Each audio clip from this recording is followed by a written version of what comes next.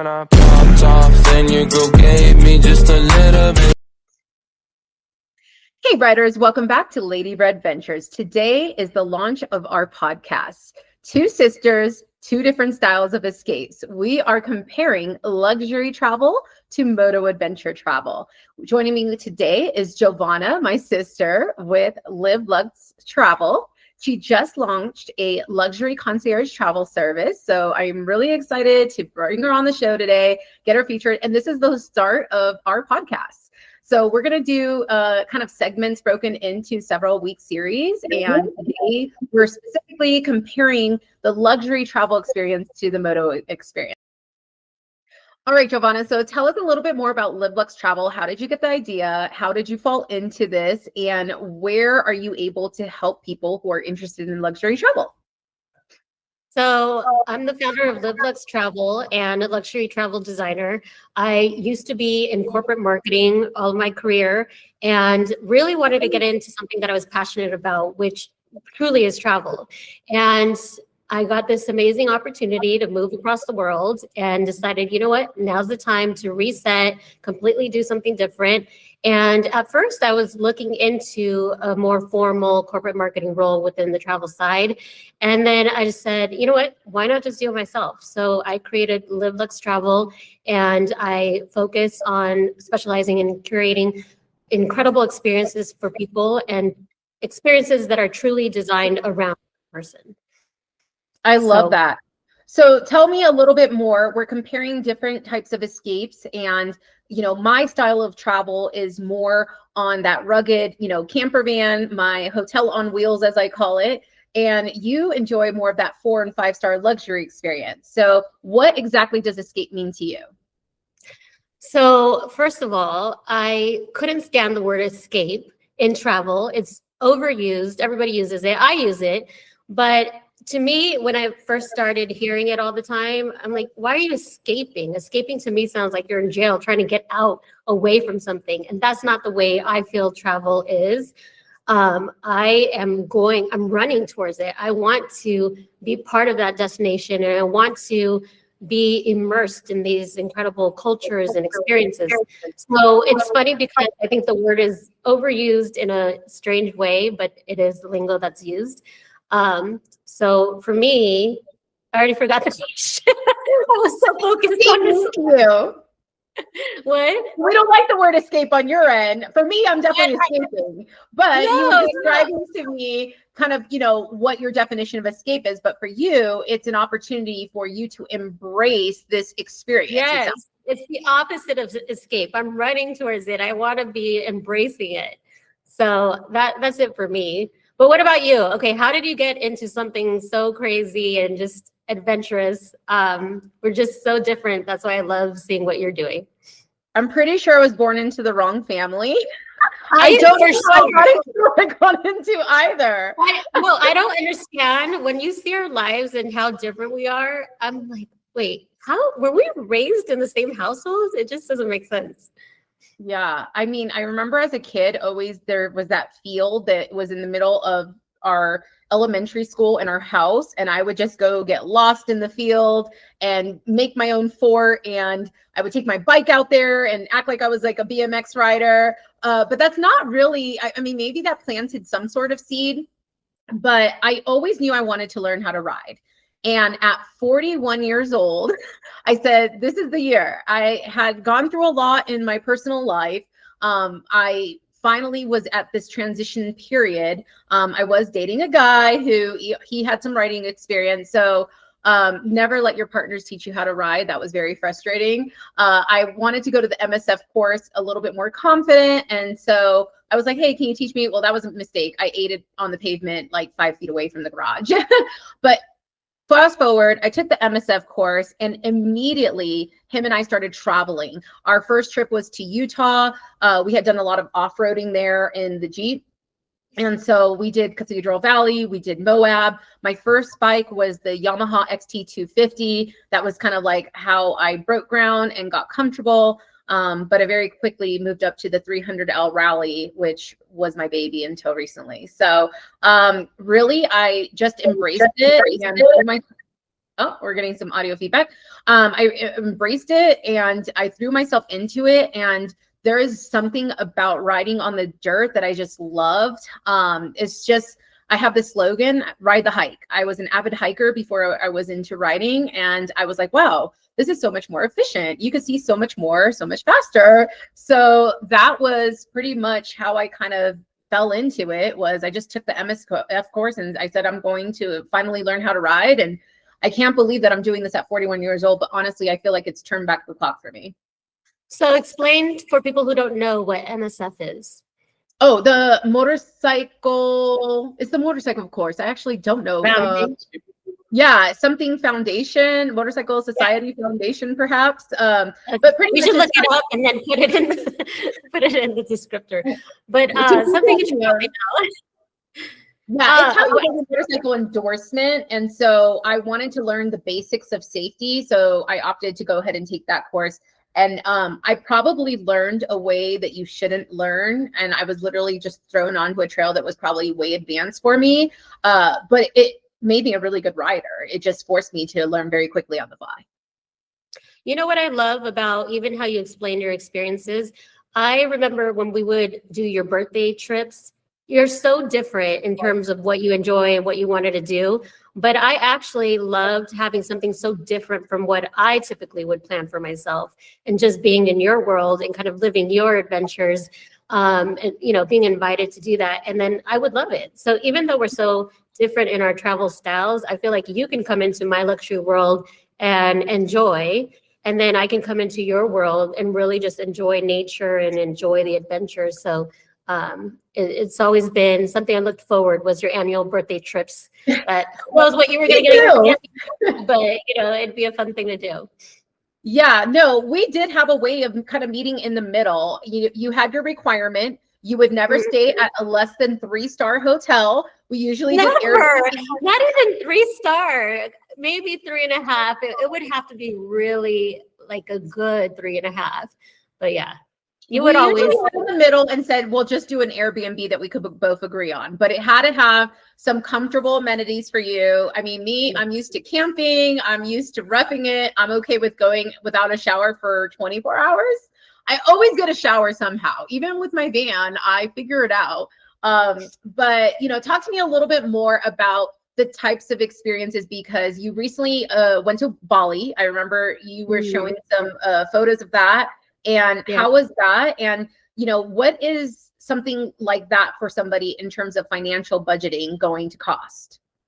So that's the thing. As long as you are clear on the budget, I think that a good travel designer can create something for you that works within your budget. You know, whether it's maybe you're cutting back a day of travel, but to do that over the top experience, you know, there's always a way to do something like that. Also, I'm all about maximizing points and combining what works for the client. So if they have points, they want to combine it with cash or whatever it is, there's always a way to do it. You know, we're titanium Marriott status, so it's super important that we get our nights and points when we do travel with Marriott. But it's just one of those things that, you know, you can make your dream reality or your dream trip a reality. So working with someone who knows how to do that is great. Loved our experience in Bali. I think that it's truly what I enjoy. I like adventure. I really want something luxurious. So being able to stay in an incredible villa and then to be able to do those adventurous things in the rice paddies and just, you know, their beaches and everything, it's just, I could do it over and over again, just in a different destination. I always like to go somewhere new. So that's awesome. Now I want to circle back to something you said, because you're designing these luxury experiences, and somebody like myself, I've always heard about the points and I want to use points and leverage them somehow, but I really don't know how to. So as part of your value added service, are you able to teach somebody, hey, get this card, and then with that, you can actually use it here? And I know that you can take somebody's rewards number and make sure that they're getting the credit with the trips they're booking, right? Yeah, so I think it just depends, to be honest, because if you're not consistent in that method of payment or that brand, it really doesn't make sense for you. You know, some people just like to go for value and what's going to be the most cost effective at the time. Yeah, you know. I'm such a value traveler. Yeah. So for you, I don't know if it makes as much sense. I think it really just depends on the traveler. You know, I am big on certain credit cards and certain just perks that you get with them. But overall, you can still, you know, you're not a loyalist to any brand, but if you booked with me, I can help you get those perks. I can upgrade your room. I can give you breakfast. I can give you, you know, the resort credit. So, you know, work with someone like me and you don't necessarily have to be a loyalist. Okay. But now, obviously, you're making a living through this, and some people I feel hesitate, and I don't know why. You would think that your friends, your family, everybody would want to support, obviously, but it's almost like this mentality that you're upcharging to get your commission, and I think that that's a common fallacy. So, can you break down how you can still save somebody money and the different options they have? Because I know that when you and I had talked about it offline, you're like, well, you can go and book it, and then I can either like price match plus add those perks, or I can just plan it all for you if you don't have the bandwidth to do that. yeah, so a lot of times people think that we're getting something from you, that you're paying for a trip and then we're adding on a cost on top of that. So, and part of that, it depends on how it works, right? Because the hotels pay us. So whether or not you book with a travel advisor or directly through, you know, one of those booking sites, the hotel is giving a commission to the travel advisor or the site that you book through. Like an Expedia, a Travel Zoo, exactly. Well, the only time they're not giving that commission is if you book directly with the hotel. But a lot of times there's just value in booking with someone who has that partnership. We can get lower rates, or I can get the same rates and add these incredible perks. So there's some sort of misconception that you're paying more and you're not. You know, hopefully we can actually help save you money, but give you perks on top of that. I would say that I do charge, I have a service fee when I'm creating incredible multi-region, multi-destination, you know, experiences, because it's a lot of work. I put in 14 plus, 20 plus hours for one experience like that. So what I charge as a small service fee to me is very nominal, because it shows that my guest is committed to going on this experience and that my work is not in vain and going to be wasted. So that's where you start to see the service fees, but it is just something that helps the guests have an incredible, seamless, stress-free experience, and it helps to make sure that we get compensated for our time. Really, what we charge in service fees is not even, you know, if you break it down, it's nothing. And they're going to pay it regardless. So why not support somebody, a small business owner, versus giving it to, you know, these big mega companies? Now, I want to give you a sample of the community I'm part of, what kind of travel we do. And then you can give me an example of how you can provide a service to us. So a lot of ADV riders, that stands for adventure riders, we like to attend rallies. And at these rallies, they're usually like campouts. Some people will go trailer and they still want a nice warm bed at night, and they're going to skip the camping part of things. I would say that's maybe 20 to 30% of the people. Most of us love the camping experience. For example, Moto puts on 4 stateside events every year, and they're in different locations. It was the one that I recently attended in Ouray and back in August. And part of the experience is staying at camp. You know, if you actually pay a premium to get a camp spot for your van or your truck, because that's where all the entertainment's going to be at night. That's where the cooking's going to be. So you want to be literally in the mix of all that. But some people, they're just like, look, I don't have a camper van, or I don't want to pitch a tent, and they're looking for that local hotel. So that's going to be one component of this. But then there's the tickets themselves. These tickets can go anywhere from $300 to $600 for a weekend rally. Talk to me a little bit more about, you know, your services. Is that something that you can maybe partner with these hosts of these camps and get like a discount? How does that work? Yeah, so typically, well, I could do everything from accommodations to experiences to, you know, even private jets. But I would say for your groups and your interests, one, yes, I can help with the accommodations, no problem. Tell me where you're going, what's the city, how close do you want to be, what's the budget, and I'll work it out for you. In terms of the experiences and the ticketing and all of those, I have different partners that are preferred partners, and we can get those tickets for you. So obviously I have not specifically done your experiences with the, ADV motorcyclists. Is that how you say it? Yeah, but I can do any kind of ticketing event. So whether it's the World Cup happening in 26 or a Laker game or anything that's coming up. It's actually coming up in about 10 days, the Baja 1000. So maybe something like that. Yes, so we work with incredible partners that are part of these events.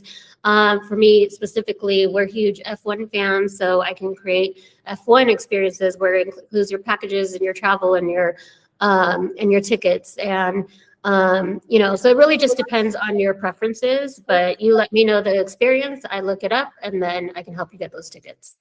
That's awesome. And I recently came to you with an idea of maybe getting a group of folks together, maybe anywhere from like 6 to 10 people, where we go over to Italy, and there's a pass over there that's world renowned and famous that adventure riders do. It has like 63 switchbacks. It looks incredible. I hope that you do take that trip one day, because that looks incredible. I would love to plan it for you. And then I'd love to go, as a spectator and just be able to experience it myself.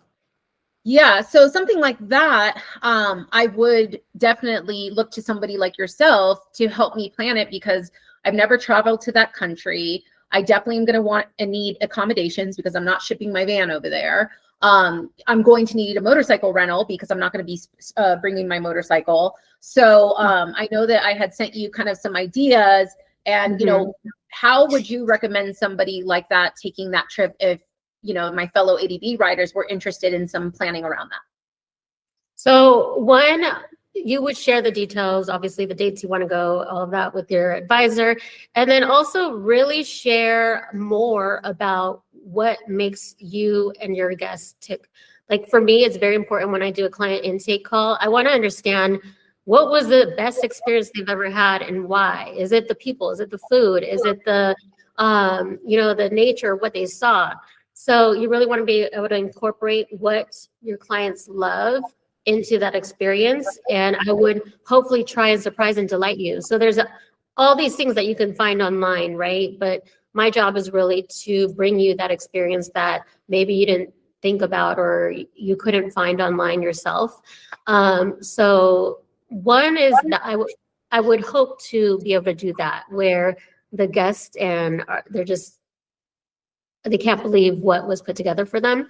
And then in addition to that, I would say it's very important to also be clear about what you don't want, so that you can just avoid any issues or anything that makes someone uncomfortable. You really want them to have the best time of their life. So I think it's just being so in my marketing days, we would say, when you brief someone, if you put crappy information to the brief, you're going to get a crappy plan back. So when you're talking to your advisor, be super clear about what you like, what you're hoping to achieve, and then they can really tailor the experience to you and your goals. Yeah, adventure riders, we're very particular of who we ride with. And one of the reasons we love going to these rallies is you have the opportunity to meet other riders and see who you jive with, who you don't. And I call them my trail fam, because I adopted these group of gentlemen who completely took me under their wing, and they look out for me, they wait for me. I was definitely the slowest rider. Adopted you. They adopted me. I met them online. Everybody was saying, hey, looking forward to meeting. And then, there's definitely the stragglers like myself who went there by themselves and we're just looking for somebody to kind of take us in. And Dusty the Dusty Lizard rally is really great because they encourage you to just show up and you rendezvous at the map, and then you find your people there. And sometimes it works out and you get what I got, like these incredible people who become lifelong friends, and we're still in contact. And no less than 2 or 3 weeks later, we met up again. And well, some of us that were local for another ride. But I say all that to say this: we are not just going to ride with anybody. You know, when you decide to ride with somebody, you're putting your trust and faith into them as they're doing the same for you. You want to know that if you go down, they're going to support you. They're going to be there for you. And you can't necessarily just find that with strangers. It's a zen. There's definitely some connection that happens when we're at these rendezvous rally points and trying to find our group. So yeah, I was really fortunate, and I met some really great gentlemen, and I look forward to next year us riding together. But I wouldn't want to just show up to a foreign country and not know who I was riding with. So I would prefer to plan that with people that I'm knowing, I'm comfortable with. I know their riding style. You know, it would be a little uncomfortable to show up and just be expected to ride with a group I've never rode before with. So I guess, you know, if I were to do that approach, you know, how can we cut costs from an accommodation standpoint, maybe? Well, there's incredible homes all over the world. I think also I have to remember too, once you guys provide a budget, what I would envision myself staying in is not necessarily what you would envision yourself staying in. So I think there's plenty of options. There's hotel rooms that have, you know, 2 bedrooms, or you could have you know, sort of like homes that have different spaces. For me, it's very important that everyone has their own space, even if it is in one of those villa homes. So I would, as part of the intake call, get all of your preferences and also get a sense of your personality so that hopefully I can match up the appropriate groups together. So maybe it's 4 people staying in this villa, and maybe there's 4, you know, or a bigger group playing staying in different hotel rooms. But I definitely agree with you. It's a commitment, first of all, a commitment of your time, and you want to be able to stay with people you vibe with. So if I were to take on a group like yours, depending on how many people it would be, I would take time individually with each and every one of you so that I can kind of understand and put together what makes sense from a group perspective. That's a good idea. And a lot of the gentlemen, actually, I think all of them are married men, which I've encouraged them to obviously come with their spouses. And I would imagine them having their own rooms would be very important for them with their own bathrooms. So that's a great approach. Somebody like myself, I really like experiences. I don't like staying in a hotel generally. I don't need to stay in like a huge villa. Now, it depends on the location, right? Like if I'm going up to the mountains and it's a huge mountain home with lots of space, I might be open to sharing a home with somebody. But I would more so prefer something like a yurt or a cottage. Just for me, it's more about like an all-inclusive experience, and not in that term that we use for like all-inclusives down in Cancun, but you know, where it's like, oh, I'm really absorbing the culture, and I'm absorbing, you know, just the dwellings, the architecture, whatever have you. So I have a question on that. So because you're more open to roughing it and all of that, do you feel like there was ever a time, or can you remember a trip where you were roughing it, and because you did, it made the trip unforgettable? Ooh, yes. In Moab, I stood in this amazing glamping site, and it was great. Like the man literally built it with his hands, and there was an outdoor bathroom that had no ceiling to it. So, and I just so happened to catch it on a full moon. So it was beautiful. Like I just love being in that natural primal, and it was off grid a bit too. So it was just everything that I would be looking for in an experience. Now, it's not for everybody, but it was very cozy. Like he had a very comfortable bed. Everything was clean. It was clean linens. So yeah, for me personally, that was probably the most unforgettable experience I've had recently. Okay. So we've covered a lot. We've talked a little bit about our different travel preferences. We've talked about, you know, Live Luxe Travel and where that is going, and how you can provide value services for those that want these curated experiences. I want to wrap up today on talking about any current projects that you're working on. I think you shared with me that you are currently designing an experience. I'm not quite sure if you settled on Dominican Republic or somewhere else, but let's hear a little bit about what you are currently working on. Yes, so I am putting together these culinary escapes, and it's a series of them. They're going to be all over the world, and where we're taking over incredible villas, and we will be basically partnering with Michelin caliber chefs and bringing them in, incredible mixologists.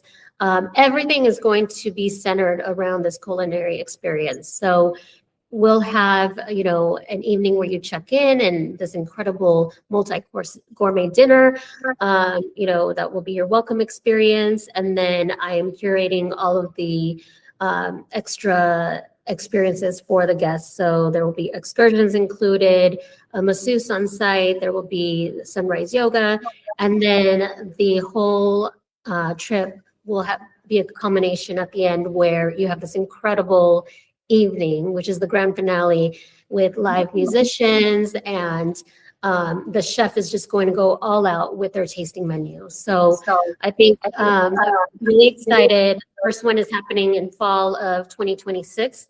And I actually just met with someone who wants to partner and do something like that here in Australia as well. So I didn't have Australia on the roadmap initially, but I think there's some exciting things to come. So I can't wait to share more. I'll officially be launching the first concept where you can start to book in January of 26. So more to come. That's just around the corner. Very exciting. And for our viewers that are interested in something like this, can you give them an idea of what does an experience like that particular example you gave, costs, and for how many days? And what does it include? The first one is 4 days, 3 nights. It includes all of your food, obviously, in the villa. It includes 1 excursion, 1 massage, and your activities within the villa, and anything that you do outside of the villa, with the exception of the excursion, that's included. It would be on the guests to pay for their meals outside, but everything is included for those 4 days, 3 nights. And then if you choose to add on to your destination experience, I'm happy to work out your extension and put together an incredible after trip. So it's really not include. Sorry. So what was that? What does it not include? It includes it includes everything except any food that you would choose to have outside of the villa, or any additional excursions that are not part of the package. And something like this is very reasonable. So it, excluding flights. And sorry, actually, okay, what it doesn't include are the flights and the gratuities. Yeah, and for the first one, it is packaged just right under $3,000. So it is affordable, it's attainable. We'll have attendance on very site. Affordable. Even somebody like myself that normally has a max budget of $500 to $800 for a 3-day trip. I find that affordable for what you're getting out of it. And the partners that I'm bringing in are truly incredible. They're the masters of what they do, and everyone shares the vision that I have. So this is truly just an incredible culinary experience. They understand what I am trying to put together. So that's really important when you're bringing in partnerships. And I'm excited. So I can't wait to officially launch in January. That is very exciting. All right. Well, I am looking for some fellow ADV riders that want to go to Italy and do Stelvio Pass. I think I'm pronouncing it correctly. Stelvio or Stelvio? Stelvio. We're going to say Stelvio. Let's get a group together. Let's maybe, I'm based in Colorado Springs. And so I typically ride out in Buena Vista during the season, Alpine Loop, obviously. And I am going to be training in the winter months, our winter, in Vegas. So if you are in any of these areas and you want to meet and see if we have a good riding connection, I'd love to ride with you. Thank you. This concludes our first podcast episode on luxury travel versus moto adventure. If you've enjoyed watching, don't forget to subscribe. I'm Jessie with Lady Red Ventures. And I'm Jovanna with Live Luxe Travel. Until next time, live boldly, travel luxuriously, and ride free. Hey guys, welcome back to nope. Hold on. So I'm the founder. Oh, I thought I was just going to pick up where we left off. Starters, welcome back to Lady Red Ventures. Today we are. Hold on. It didn't start recording. You started talking okay. and then it started recording.